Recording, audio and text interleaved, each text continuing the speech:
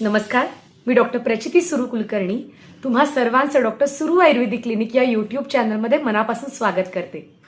पथ्यम या सिरीजच्या अंडर आपण काही पथ्यकर आणि रुचकर अशा पाककृती पाहतोय. मागच्या भागात आपण हिरव्या मुगापासून मुदग युष म्हणजेच मुगाचं कढण पाहिलं होतं. ती रेसिपी पण नक्की करून बघा. आणि ते करताना आपल्याला हिरवे उकडलेले मूग मिळाले होते. तर त्यापासून एक झटपट पाककृती बघणार आहोत. साधारण सकाळी 11 वाजता किंवा संध्याकाळी 4 ते 6 या वेळात काहीतरी झटपट हवं असतं खायला आणि जरा चटपटीत किंवा आरोग्याला हितकारक पण चवीलाही छान, तर त्यासाठी ही सोपी पाककृती आहे हिरव्या मुगाचं सॅलड. बघूयात साहित्य आणि मग कृती. 1 वाटी उकडलेले हिरवे मूग, 1 वाटी डाळिंबाचे सोललेले दाणे, 1 वाटी काकडी, अर्धी वाटी खाकऱ्याचा चुरा कोणताही फ्लेवर चालेल, 2 चमचे पंढरपुरी डाळ थोडंसं तिखट लावलेली, त्यानंतर थोडी पुदिन्याची पानं क्रश करून घेतलेली, 1 चमचा लिंबाचा रस, अर्धा चमचा सैंधव मीठ आणि पाव चमचा मिरपूड. अगदीच सोपी कृती आहे. 1 वाटी हिरवे मूग आपण घेणार आहोत. छान उकडलेले आहेत, त्यामुळे पचायला आणखीन हलके, वजन कमी करतानाही उपयोगी ठरतात आणि उत्तम प्रकारे आपल्याला यातनं प्रोटीन्स मिळतात. त्याचबरोबर आपण घालणार आहोत डाळिंब, जे हृदय फळ आहे. मधुर आम्ल रसाचं म्हणजेच आंबट गोड असं डाळिंब आपल्याला रक्तवाढीलाही उपयोगी आहे. त्यानंतर आपण घालणार आहोत काकडी, रंगसंगतीलाही उपयोगी, थंडावा देणारी आणि रिफ्रेश करणारी.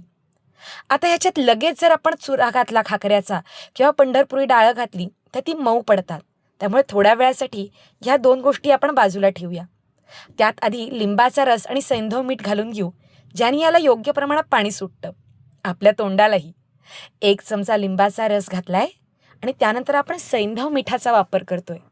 लिंबामुळे व्हिटॅमिन सी मिळतंच आणि सैंधव हे एकमेव मीठ आहे जे नेत्र म्हणजे डोळ्याला चांगलं सांगितलंय.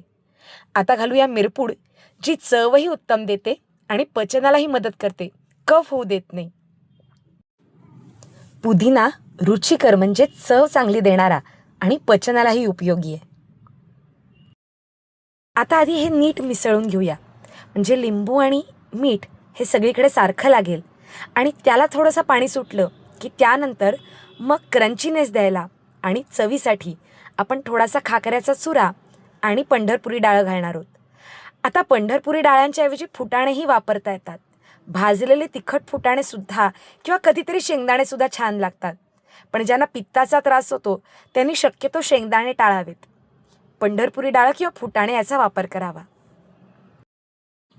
आपलं छान रंगीबेरंगी चटपटीत वेगवेगळ्या रसांनी युक्त असं हेल्दी हिरव्या मुगाचं सॅलड तयार आहे. नक्की करून बघा. लहान मुलांनाही संध्याकाळी एक छोटीशी भूक असते, त्यावेळेस हे सॅलड देता येईल. किंवा मोठ्यांनी पण सकाळी 11 वाजता किंवा संध्याकाळी 4 ते 6 यावेळेस मिड मील म्हणून अशा प्रकारे हे सॅलड वापरता येईल. सो अशा सगळ्या वेगवेगळ्या रसांनी युक्त क्विक अगदी झटपट होणारी ही पाककृती नक्की करून बघा. आणि पथ्यमच्या अंडर सुरुवातीला हिरव्या मुगाचे आणि इतर पण पथ्यकर आणि रुचकर असे पदार्थ आपण बनवणार आहोत. तुम्हाला कसं वाटतं ते आमच्यापर्यंत नक्की पोहोचवा. Stay fit, stay healthy with doctor सुरू आयुर्वेदिक क्लिनिक.